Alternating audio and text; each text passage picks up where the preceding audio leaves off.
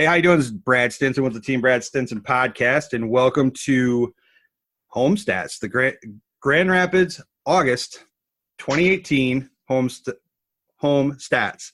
Why can't I talk today? I don't know. Probably because I walked 13 miles yesterday, and I have blisters the size of Curtis's head on my feet. Yeah. So I apologize for the previous podcast. We're always a month behind, and I misunderstood what Curtis was saying. So the previous podcast is actually July 2018. This is August 2018.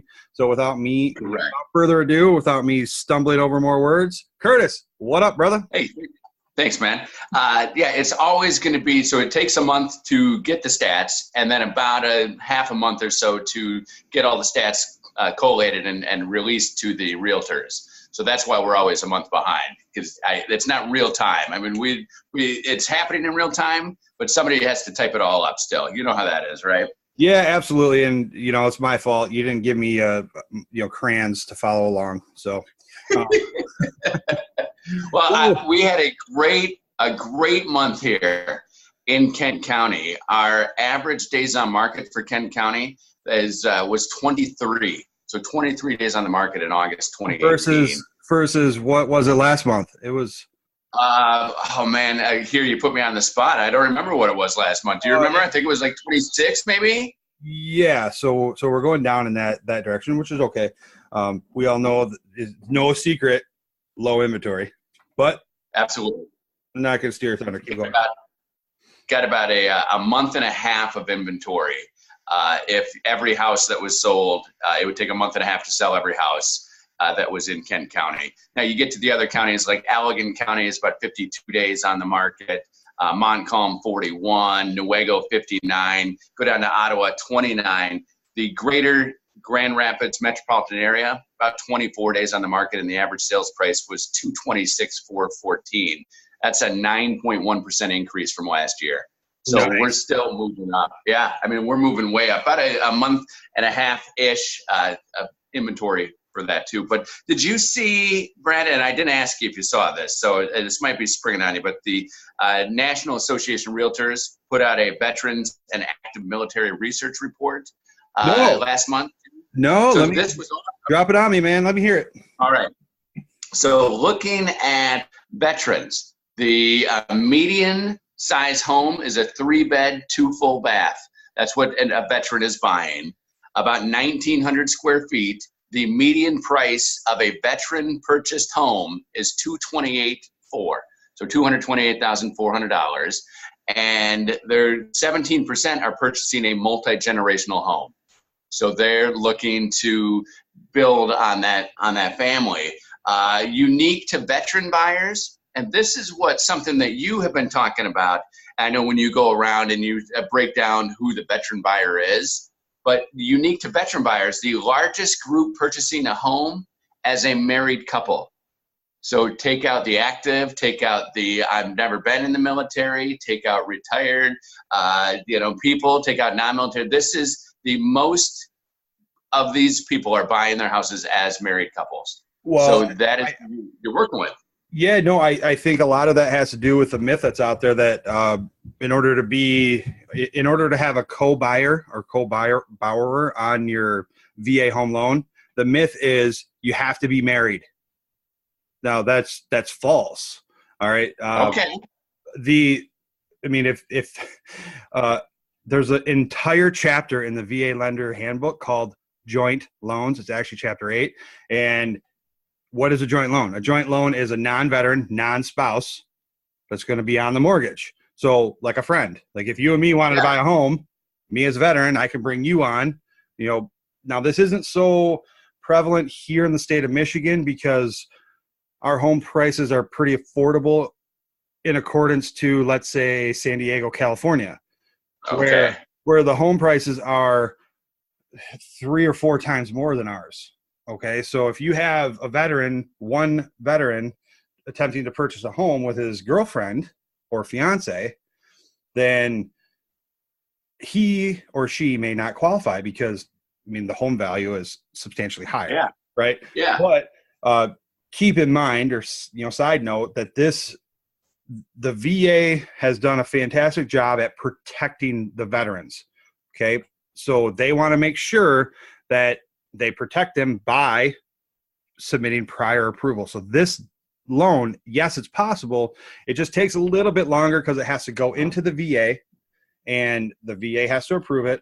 And there's some more nuances to it, which I'm not going to go into now, but it is 100% possible to have a non-veteran, non-spouse on the mortgage in the home. That's why it's important that you talk to an educated loan officer. Now, are there a lot of hoops for them? So a veteran and their non-spouse. So let's say girlfriend or boyfriend, they want to buy a house. Is it very difficult for that other person to be brought in? I mean, No, you said that you don't want to get into it too much, but you sit down with you're on the phone, and what extra steps are there? Like, I mean, what does it add? The only extra step, I mean, it's just like any other loan product in the sense that that's how you would pre-qualify or pre-approve them.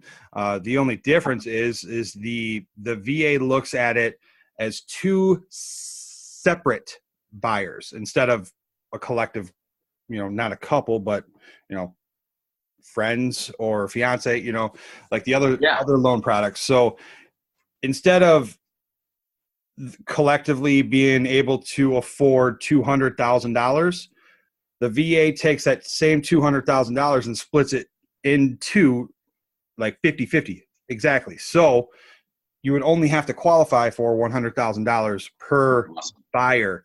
And that's where it gets really confusing. And I have to, I write it down for everybody so they understand what I'm talking about, because it does get super confusing, which again is even more reason to talk to a VA educated loan officer. Well, and that is something that I run into as a realtor. I'll be out talking to somebody for the first time, at an open house, I meet them. Mm-hmm. And it's like, okay, have you talked to a lender? That's always the first question, right? And are you a veteran? Is there too? Do you have your certificate of eligibility? Do you have these things lined up?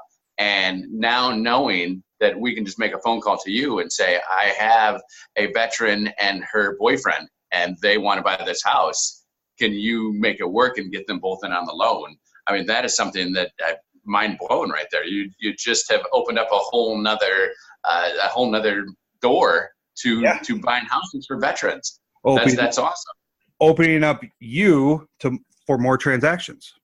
Absolutely. And you talked about the higher home prices in San Diego, but there are people looking to bring in a boyfriend or a girlfriend or somebody who potentially will be married to them later into these transactions here in Michigan. So this is something that is very, very cool. Now, I just want to point out one thing as well before we move on to the next topic. Now, this is the VA home loan product. Okay. So bringing in a girlfriend or boyfriend or fiance or friend or whoever you want to bring in to be on the mortgage, they are also held to the same lenient guidelines and credit underwriting as the veterans are. So I always hear, oh, my credit sucks, or, I talked to this lender, headset jockey lender, and they told me my credit score needs to increase by 30 points. Well, what's your FICO at? 610. Hello. That is a lender overlay, meaning a lender requires you to have a minimum FICO score, and the VA does not. So joint loans, 100% possible. Joint loan is non-veteran, non-spouse, girlfriend, boyfriend, fiance, friend. Does require prior approval through the VA, so it does take a little extra time. However, it is doable, possible. Greatest financing tool on the planet. So then we move on to the offers accepted. I got girlfriend and boyfriend. One's a veteran, one is not. We've talked to you. We have the loan, and we go through the inspection period, and now it's time for the appraisal. What is going to be different in a veteran appraisal, a VA appraisal, than just calling Joe Appraisals down the street and having him check it out? Well, first of all, there is no such difference as a VA appraisal or FHA appraisal. They're the same appraisal. That's my favorite answer. That's my favorite answer right there. An appraisal is an appraisal. But I'll tell you well, okay, let me back up here. I was one of 25 to 30 lenders that attended the VA Lender Conference this year in 2018. And straight from the head of valuation department, which is the appraisal department, by the end of 2018, the VA will be the most streamlined and effective appraisal process across the board. Okay. Awesome. So I always hear, well, it's the VA appraiser. No, it's a VA approved appraiser. Okay. So what I'm finding out more and more each and every day is that everybody loves to blame the VA. They just love to blame the VA. And I challenge everybody to stop doing that. Now, yes, the VA has done they've gone through a rough patch. We all have in life, right? But a true test of character is identifying those downfalls and handling it so that it doesn't happen in the future. Now, you cannot do that if you continuously point out the negative stuff that happened in the past. So quit blaming the VA because you don't know your shit. It's not the VA's fault. It's the lender's fault. It's the realtor's fault. It's the veteran's fault. If you don't know it, say you don't know it. Quit blaming the freaking VA because the VA is the best financing tool on the planet. But back to the appraisal process, the difference that sets the VA appraisal apart from all others is the fact that A, there's two ways in which you can get your value back, and B, there is a mandated time in which the appraisal has to be done, completed, and uploaded, and we have a notification of value. Here in the state of Michigan, it's 14 days. Okay? So let's say you have a property, you have a client, they're going conventional. They're going conventional. So they're putting 20% down. Their FICO score is 1,022. They have a fantastic credit history. Okay? Okay. The appraisal comes out for a $200,000 purchase. The appraiser comes out, he completes it, he notifies you, hey, value established at $180,000. So you're $20,000 off. Okay? Yeah. What chance do you have of getting your value back? Can you do anything about it? You can do small little things, but the chance of you getting any increase in that value is slim and none. It's bumkiss. No. We're on the phone immediately with the selling agent, the listing agent, trying to negotiate to get closer to that appraised price is what we're doing. I don't want my buyer to have to spend anymore. They, as the listing agent, they're going to have to come down a little bit. Something's going to have to happen there. It's a mess. Most of the time, the client's going to walk, right? Unless they really want the home. It's a mess. Okay. All right. The VA appraisal process has two ways in which you can get your value back. The first one is called Tidewater. It sounds dirty, but it's not. Okay. Tidewater is when the appraiser comes out to the property. Take a drink of my Tidewater right now. There you go. The appraiser comes out to the property and cannot determine where you came up with a $200,000 sale price. So he calls Tidewater, which means he's asking for help from lender and both agents.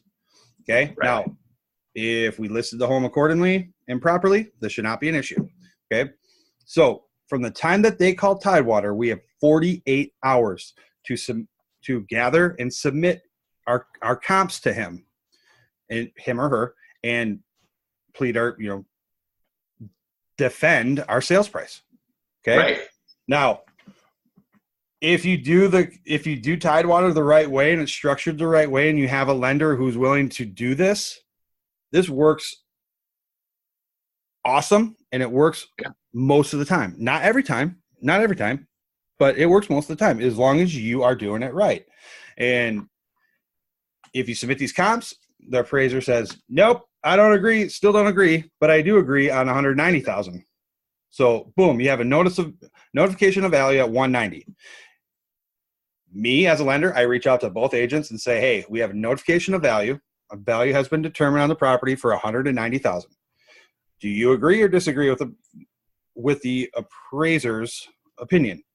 Right. No, we do not. Roger that. Here's our next step to get our value back. It's called reconsideration of value. Now, this is initiated by any involved party. So you can initiate it. I can initiate it. The other agent can initiate it. The veteran can, whoever. Okay. This is where me as a lender, I would submit this to the appraisal desk, the VA appraisal desk, and say, hey, we want to reconsider this value because we believe that it is a $200,000 purchase. We have the comparable sales, XYZ. Okay. Right.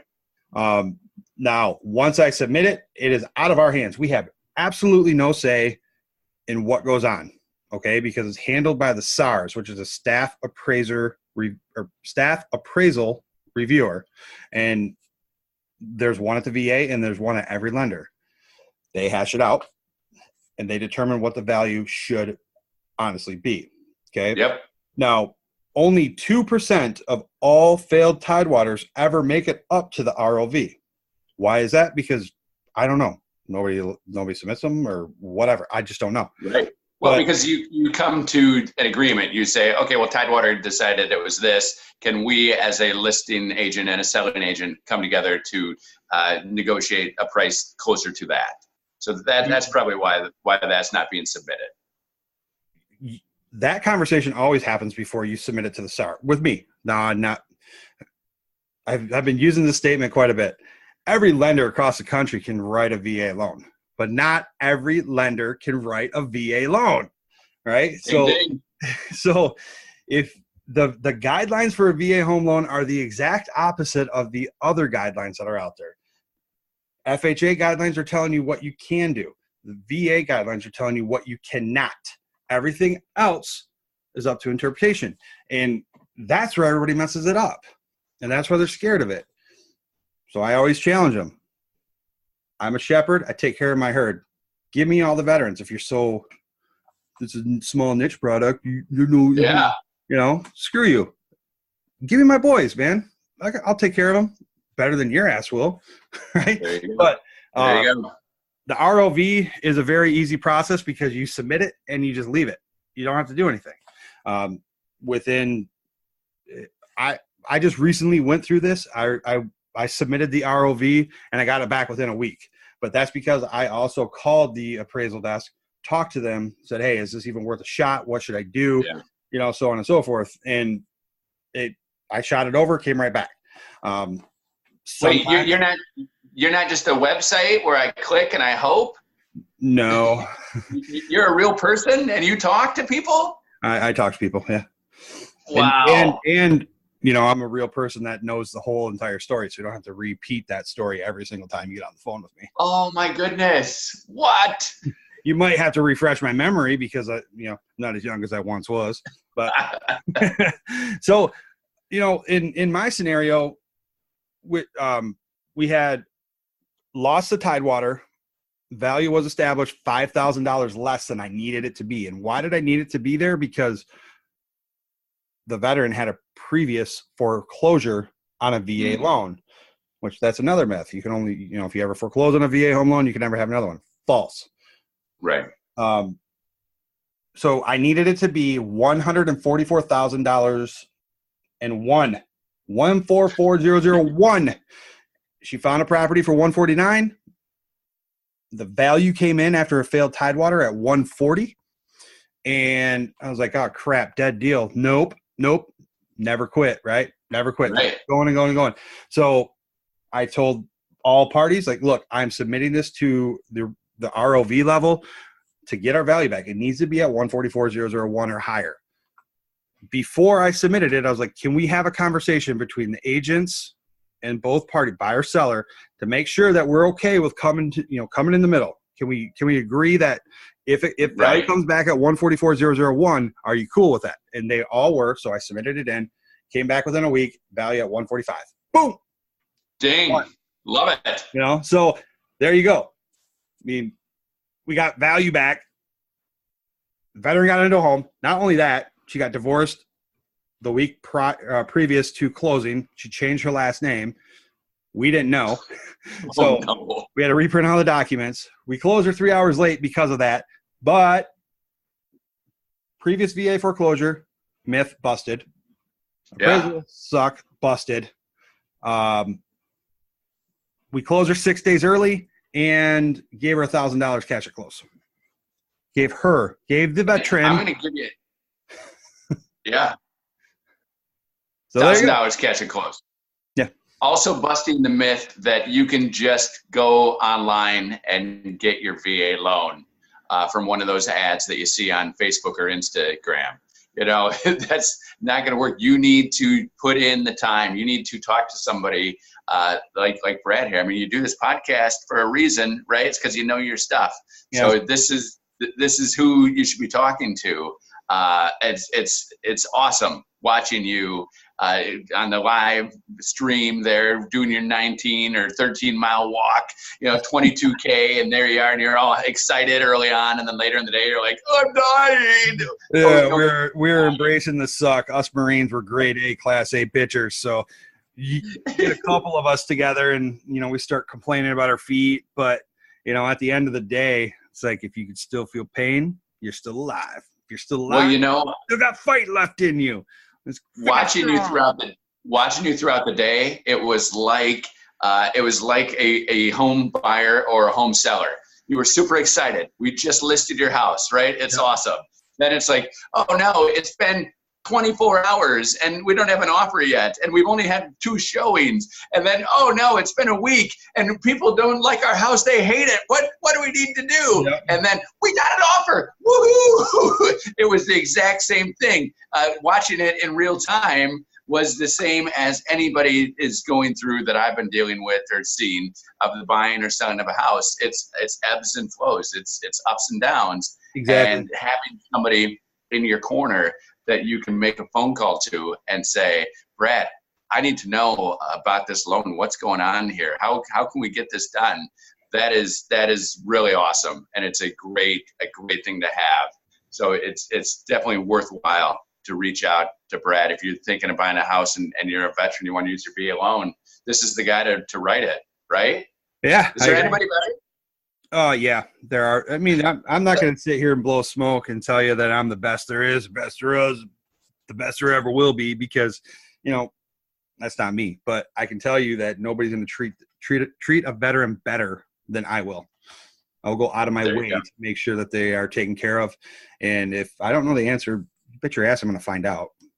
That's awesome. Now, what month am I going to be giving you stats on next month? Let's do a little test. What month will it be next month when we talk? According to my Crayola coloring book, it is September. Yes. So we just hit August. Kent County looking at 23 days on the market. This was August. Average price of $231,199. That's almost a 10% increase over last year.